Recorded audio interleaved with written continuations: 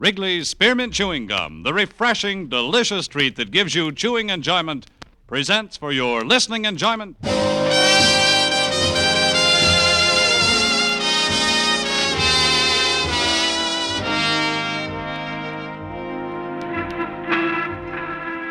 Broadway's My Beat, from Times Square to Columbus Circle, the gaudiest, the most violent, the lonesomest mile in the world.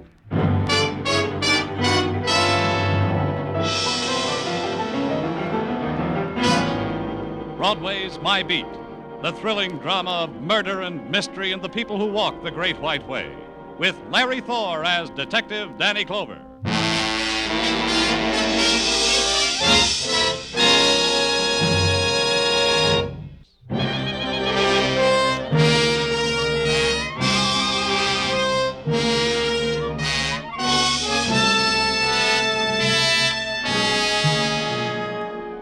In the summer's heat, Broadway is a wasteland, sullen, a place of regret. It's a time when the breeze puffs in from the river, dies suddenly before it touches your dampened cheek. The time when you wake up already exhausted, then pause before your office door and consider arson. Broadway fans itself with a newspaper and finds fascination watching a fat fly crawl against a sweating window. The thing to do is give up, except you've got a job, except you've got to pay the rent, pick up the check, buy the beer, leave the tip, meet the installment. July or not, you've got to make a living, kid. For my part, I would rather have been at Jones Beach, but I wasn't.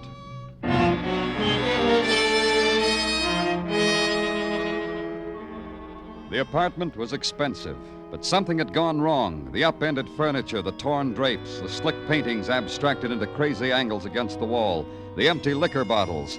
The place was a mess, which included the man who nagged at me. You've been doing nothing but walk around. Say something to me, so I'll know you're working. I'm working, Mr. Chelsea. I walk around and observe and jot little things down in this little book, and that's what I get paid for. You don't care, do you? What do you care if someone's been killed, slashed to death? Show me a body, and I'll help you weep. If you'd only listen to me. Stop walking around and hear what I've got to say. All right? Go ahead, Mr. Chelsea. Something's happened to Celia. Celia Jordan, that's the name, isn't it? So I'll know. Why don't you pay attention? Look at those spots over there. Blood. I'd say they were blood. Drunks have a habit of getting themselves nicked. I can show you statistics. Something's happened to Celia. Mr. Chelsea, why are you here? What are you doing in this apartment? I asked you that 10 minutes ago, and you told me something's happened to Celia. What are you doing here? I had a date with her tonight. I have one with her almost every night. I see. Is this Miss Jordan's photograph? She's young, about 22, I'd say. But then I'm not very good on guessing ages. For instance, I'd say you were about 53. 51. You see what I mean? I'm not very good about ages. Something's happened. Don't do that again, Mr. Chelsea. Well, something has. And I know why, too. Now I'll listen to you. I've known Celia for 3 years. Met her at a banquet for my corporation stockholders. She was there because, well, if you must know, well, she was in a cake. You met her in a cake, Mr. Chelsea? Well, I pulled the ribbon that was attached to this big cake on the table, and Celia popped out. That sometimes happens. And it was just about this time that Cliff went away. Cliff? Cliff Moore, a boy that Celia used to know. He was in the Army, went overseas with the occupation forces 3 years ago. I see, and you took over. Cliff is back now. Celia told me. She said she saw Cliff on the street and he recognized her. But she didn't recognize him. Oh? Why? She found out Cliff was discharged for mental reasons. Something about he was hurt on maneuvers. Oh, I don't know. You're trying to say that this Cliff... That this Cliff has done harm to Celia. That's what I'm trying to say. What about those bloodstains? What do you think I'm trying to say? It could have been nothing, or it could have been what the man said, a violence, unknown, unshaped, born and nurtured in the December love of the man for a woman. And finally, the violence assuming its pattern and its texture, the room torn in anger, the room empty of the woman, the room stained with blood. And the policeman has to make sure. He calls the men from technical, and they come with their scales and their rules and the sharp little knives. And they scrape and measure and weigh. The blood is human blood. Does it equal death? And that's an equation a policeman has to solve. At the hotel where Cliff Moore lived, they told me he'd checked out. No, he hadn't left a forwarding address. And that meant an all-points bulletin on Cliff Moore and Celia Jordan. And in a few hours, a call from Detective Muggavan. A bartender on 3rd Avenue had recognized a picture of Celia Jordan. Would I care to come down and check? I cared. Hi, Danny. Oh, Muggavan, which one recognized the picture? Charlie over there. Hey, Charlie. Another sud's coming up, Detective Muggavan. No, Charlie. Just you. No more beer. What'll it be, Detective Muggavan? This is Danny Clover, Charlie, the detective handling the case I was telling you about. Oh, Charlie. Well, I'm glad to know you, Danny. Muggavan tells me you recognize Celia Jordan's picture. Was she in here? Well, no, she was that. And not alone. With a man, and well, she might be. She's that pretty. When was that? Oh, yesterday, toward the cool of evening. In the twilight cocktail hour. They sat at that marble-top table with the romantic crack in its surface. What time did they leave? Oh, around 8, I'd say. They were hungry, went off to eat. How do you know? The girl was so pretty, I kept hovering around the table. That way, willy-nilly, I was forced to eavesdrop. Were you forced to hear where they went? Oh, I was indeed. To Matthew's, the steakhouse on 2nd Avenue it was.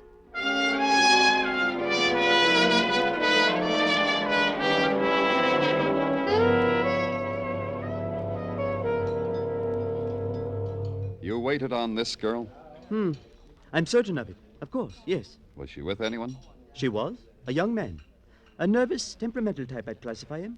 The way he handled his eating tools. The way he addressed himself to his food. All symptoms of a How highly... long were they here? A modest time. They ate neither too quickly nor slowly. Rather rare in these times. How long? An hour and a half, an hour and 40 minutes. What does it matter, one way or another? They left here around 10 o'clock. Around 10 o'clock. Did you... Permit me to anticipate your question, friend. They left by cab. Yellow cab.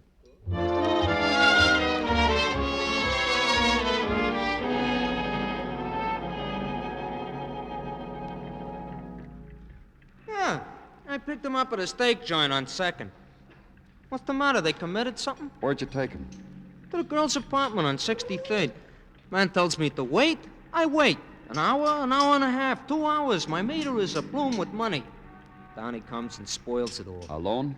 All alone. I gather that they, What does it matter what I got? Anyway, I take the guy to the address he gives me. Where? The Suffolk Hotel on 71st. He committed something?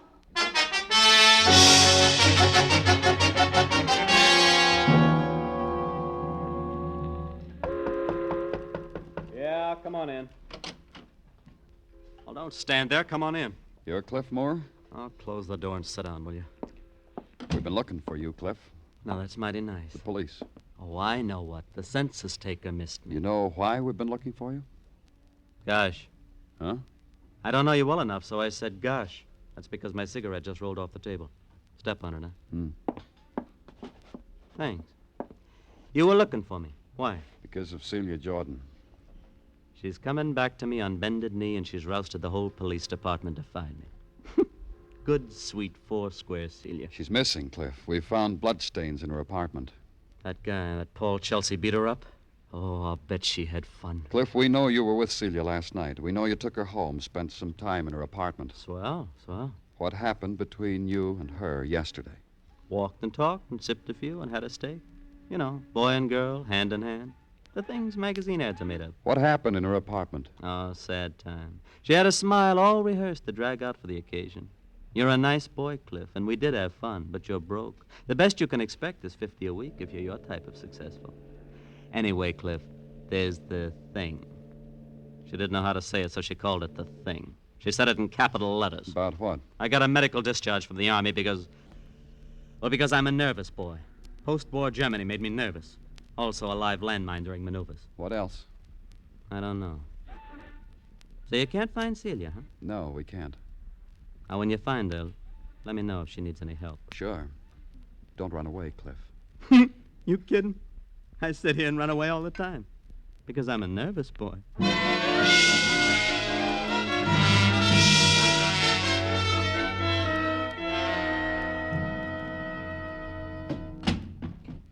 Look what I got on the tray, Danny. Nice surprise, huh? Huh? Come on, sit down, Danny, and I will cater to What you. in the name of... Iced tea, Danny. Look, boiled hot water, courtesy the lab boys with their Bunsen burners. Cubes of ice, courtesy the deft hand of Gino Tartaglia, purloining from a water cooler. Tea bags, courtesy Mrs. Tartaglia, who is friendly with the friendly Jewel tea man. Glasses, courtesy... Gino, what have I ever done? Well, you have been considerate and kind to me, Danny.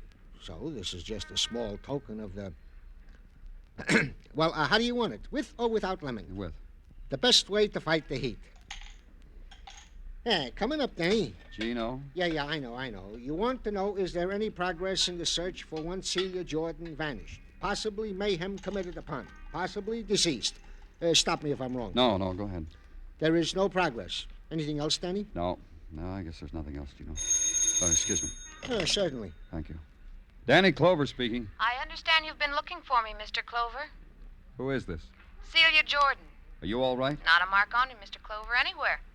Come see for yourself. You really should. It'll ease your mind. But we thought...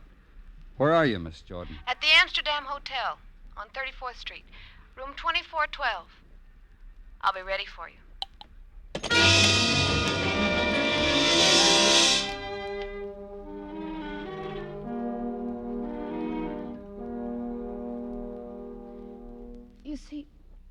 You see, Mr. Clover, I'm perfectly all right. My arms, my legs, my throat. I wore this sunsuit especially for you, so you could see I was all right. All over, I'm all right. Miss Jordan. Except inside. Since I called you, it's funny. Inside, it doesn't feel so good. Inside, it hurts. Here, let me help you. Lie down here on this couch. Thanks. You know something, Mr. Clover? Don't talk. I'll go get a doctor. No, don't go. It really hurts. It hurts bad. Don't go. Help me. Even after death touched her, whispered to her eyes, pleaded with me. And the attitude of her body was a beggar's, contorted in pain, twisted in longing, grotesque with despair. And suddenly she could no longer reject it. And her body eased with the acceptance, was stilled because the poison inside her was stilled. Its shadow on her lips, in her eyes. The violence that had been marked for Celia Jordan was finally hers. Celia Jordan was dead.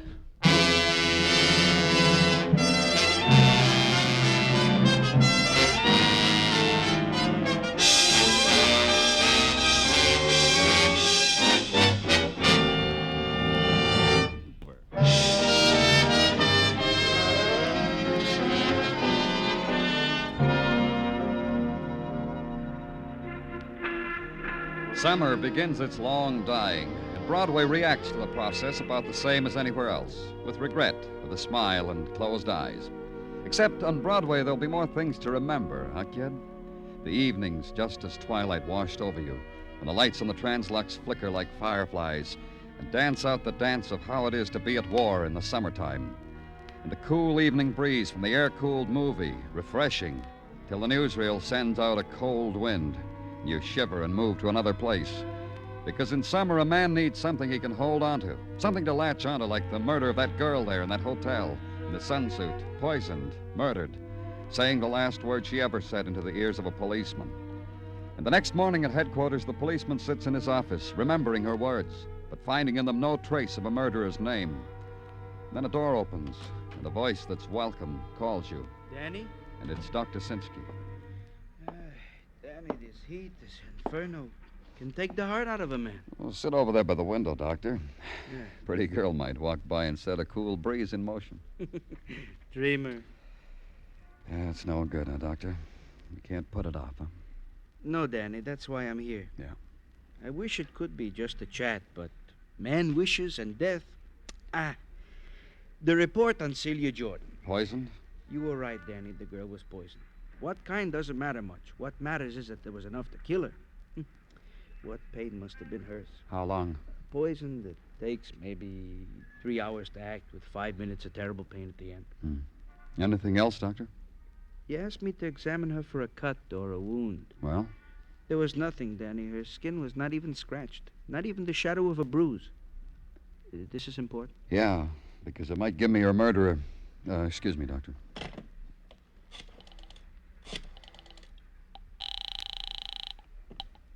Muggavan here. Danny, I want you to take a plant, Muggavan. Okay, Danny. Where? Who? Suffolk Hotel on 71st. Cliff Moore.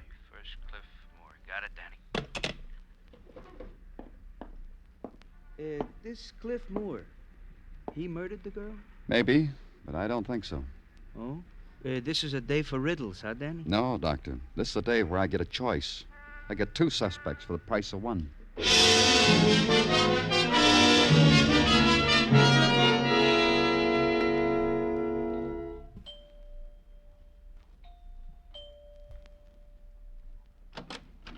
Yes? My name's Danny Clover. I'm from the police. Are you... Mrs. Chelsea. You have the correct house? Yes. Well, then please come in. Thank you. Mrs. Chelsea, Sit down, please. All right. Yes? I wanted to talk to your husband. Oh, I'm afraid not. He's not home, you know. I stopped at his office. He wasn't there either. No, of course not. Then where is he? Oh, I'm afraid I couldn't tell you that. I really don't know where he is. The bother of it Don't is you that- care where he is? Paul? My husband? Oh, no. Mrs. Chelsea. Is Paul in trouble? Yes, he is. I'll fix you a drink if you'd like. No, don't bother. It's in connection with a murder. Yeah, the one in this morning's paper. Celia Jordan's. You know about her? Well, Paul doesn't think I do, but I know all about her. Unfortunate. Some women never know why suddenly they come to hate the men they used to love. They blame it on routine, getting old, habit. So silly. And you hate your husband. Because of Celia Jordan. Has he murdered her? Maybe. Maybe someone else. We'll find out. Oh, I wouldn't suspect anyone else if I were you. That'd be stupid. Paul killed that girl. He told you he did? Well, as much as did that. Oh? I confess it. I listen in on his telephone conversations. He thinks I eat chocolates when I lie in bed. Oh, I do, but I listen to his conversations on the extensions. Not much fun, but then it's not much effort either. What are you trying to tell me, Mrs. Chelsea? That girl was blackmailing Paul. Oh? $50,000. Was your husband going to pay it? Well, he said he'd meet her at the Amsterdam hotel, but I know it wasn't to pay the money. Oh, my, of course not. $50,000, Paul? And I guess he did commit murder if what you say is true. Please understand me. I'm plump, I'm a henhead, I eat chocolate, and I sleep most of the day. I'm a woman in her late 40s, so I would lie. But not to help Paul. Not Paul. Then you're glad your husband might be held for murder. Well, I'll miss him. His not coming home when he usually does might throw my days off. It'll be an effort to get used to it, but on the whole, Mr. Clover. Yes? On the whole, I'm glad about it. Delighted. As a matter of fact, nothing nicer's happened to me in a long time. I'd like that drink, Mr. Clover, wouldn't you? I said no thanks, which gave Mrs. Chelsea reason to pop a fruit-filled nougat in her mouth. She didn't offer me one of those, so I knew my time was up. I left. I checked Muggavan. Cliff Moore hadn't stirred, Muggavan told me. Then to find Mr. Chelsea. Back to his office. Not in. Try his club. I tried his club. Not in. Try the bar around the corner. Not there. So I went to a place without being told. The apartment where I'd first met Mr. Chelsea. Why, I reasoned, shouldn't Mr. Chelsea be there again? For the sake of sweet old nostalgia.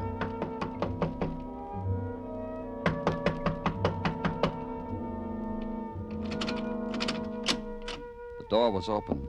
I walked in. The place looked better. Neat. Everything in its place. The pictures. Furniture. Mr. Chelsea. I knew it was him because once I'd noticed he was getting bald. The pattern of it was the same. But Mr. Chelsea had been battered, beaten with a fury that demanded a lot of pain get there before death did. The pain had made it. So had death. Now it gave me a new place to go. Here, Danny. Here I am. Shade of this doorway. Cliff Moore? He's in his room in the hotel, hasn't stirred from it. What's the matter, Danny? You don't look good. Looks like more than the heat. I just cut myself a murderer. Oh? Yeah, Paul Chelsea. Well, that should make you look good. Anyway, better. Those blood stains he showed me in Celia Jordan's room, they were his from a cut under his arm. I saw it. I took the bandage off.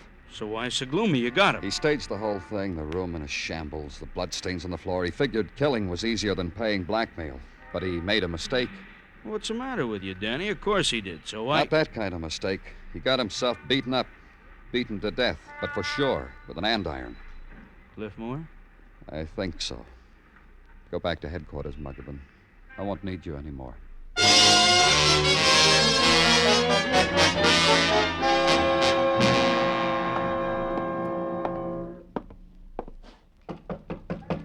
Come in. Oh, it's you. You came back to me. I'm that interesting? You are, Cliff. Doctors find me so. Sometimes kids. And women. This I understand. But you? Now that throws me. You interest me because you're a murderer. Point of information. Who did I murder? Paul Chelsea. Oh, him. So why did I murder him? A simple motive, an old one. You loved Celia. You beat Chelsea to death with an andiron because he killed your Celia. Every minute I learn new things. This Chelsea, Celia's good companion. He killed her, huh? I think so. A puzzle. Why did this old Mr. Chelsea murder something young and precious and vibrant, like they say, like Celia? You can answer that all by yourself, can't you, Cliff? Yes, I can. He killed her because she was going to blackmail him. Did you know this whole blackmail thing was all my idea? Because I'm cynical and sick? The proud possessor of a medical discharge? Let's go, Cliff. Stop it, Cliff. I said let's go. Go on and hit me. There's nothing I could do to you, so hit me. What? Look at my hands, my arms. I can't lift them no more than that. That live mine I told you about, it fixed them like that. I can lift them maybe 4 inches. That's what makes me so interesting. That's how I can take an andiron and beat a man to death when I can't even open a door or lift a cigarette off the floor without crawling like an animal. You call me a murderer? Oh, thanks, Mr. Clover.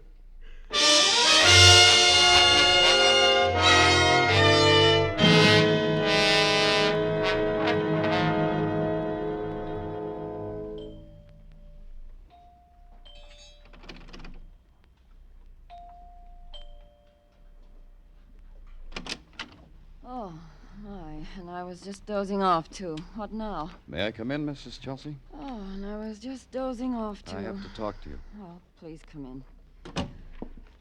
Oh, I hope this won't take too long. Sit down. No, I don't think so. Oh, what now, Mr. Clover? But Paul. Oh, Paul. He's dead. Oh, you're silly. He's dead, Mrs. Chelsea. He is? Paul? What? Why, you're not kidding me.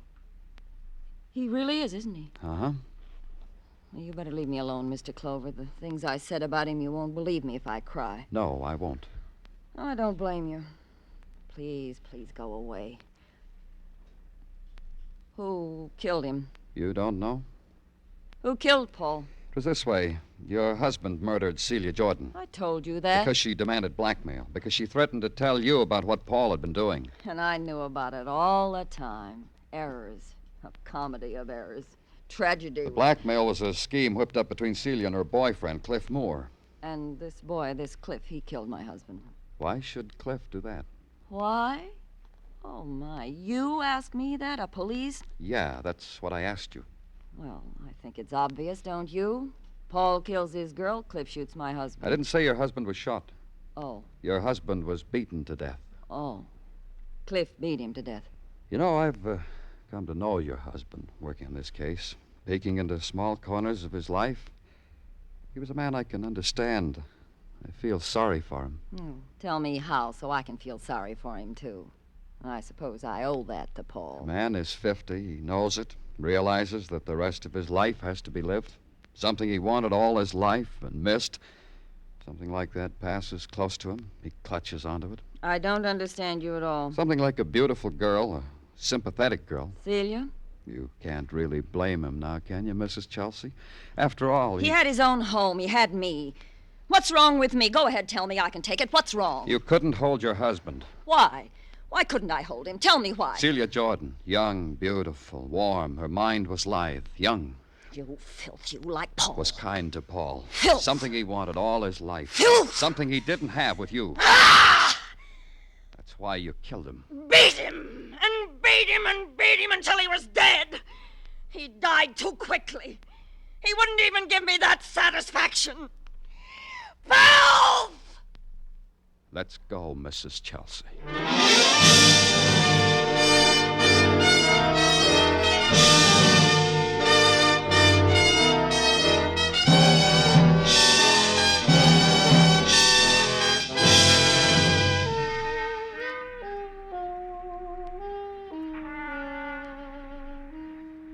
When dawn touches Broadway, the shadows linger for one final caress, then leave and take away the night. A cloud drifts, and far away a bird dips and touches it with a wing. The time has come for the day. The people wake, the fury gathers. The crowd funnels into the streets. Walk easy, kid. The shock is on. It's Broadway, the gaudiest, the most violent, the lonesomest mile in the world. Broadway, my beat.